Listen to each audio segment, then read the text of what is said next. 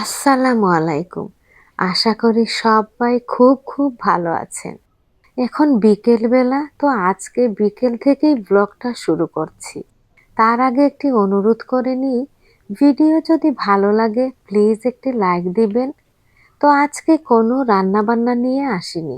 আজকে শেয়ার করব আমার শখের কিচেনের মাঝে সুখ দুঃখের সময়ে যা যা কিনেছি, কিভাবে রেখেছি, কখন এনেছি, এই কিচেনকে জড়িয়ে সব কিছুই আজকে শেয়ার করব।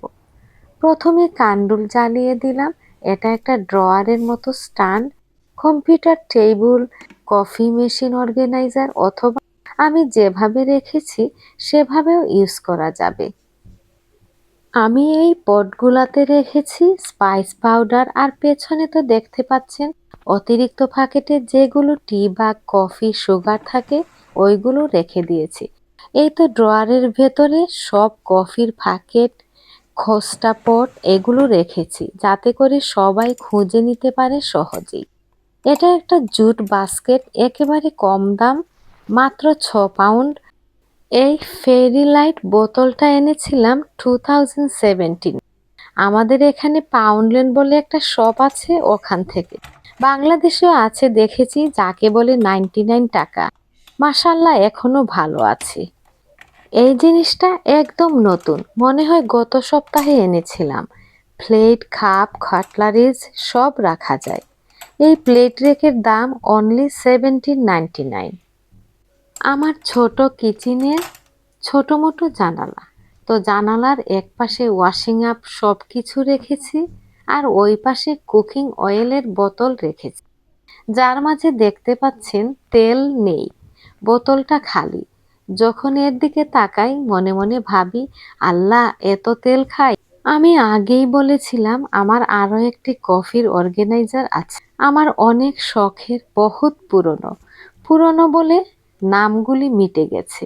আমি পার্মানেন্ট মার্কার দিয়ে লেখার চেষ্টা করেছি, তেমনটা সুন্দর হয়নি।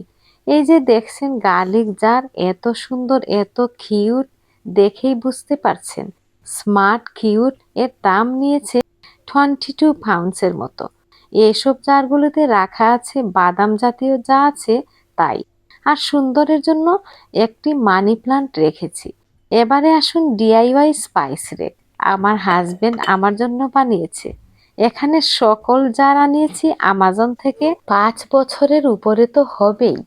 ওই যে ছোট্ট এক সিরামিক পট দেখিয়েছিলাম, ওটা দেখলেই মনে পড়ে সেই বছরের কথা, যে বছর আমি অসুস্থ হয়ে হসপিটালে গিয়েছিলাম। প্রতিবারই বলি আল্লাহর কাছে আলহামদুলিল্লাহ, আল্লাহ সুস্থ করে বাচ্চাদের সামনে রেখেছেন।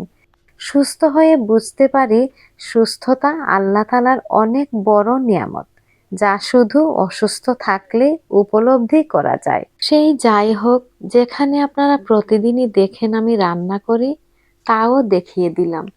এখানে আমার মাইক্রো ওভেন উপরেই বসিয়েছি, কারণ নিচে কাউন্টার টপে রাখলে অনেক জায়গা জুড়ে বসে থাকে, তাই উপরেই রেখেছি। উপরে ক্যাবিনেটের সাথে রাখলে স্পেসটা সেভিং হয়। তো এই তো একটু একটু করে প্রায় সবই দেখিয়ে দিলাম। কেমন লেগেছে, ভালো অথবা খারাপ, প্লিজ কমেন্ট করে জানাবেন। অনেক ইউটিউবারদের বলতে শুনি আপনারা কমেন্ট করবেন না, আর আমি প্রতিদিন অনুরোধ করেও পাই না। কি আর করা, যার যার পছন্দ। তো আজ এ পর্যন্তই। প্রতিদিনের মতো এটাই বলবো, ভিডিওর কোনো অংশ যদি এতটুকু ভালো লেগে থাকে প্লিজ লাইক, শেয়ার এবং সাবস্ক্রাইব করবেন। আপনারা সবাই ভালো থাকবেন সারাক্ষণ, সারা জীবন। আল্লাহ হাফেজ।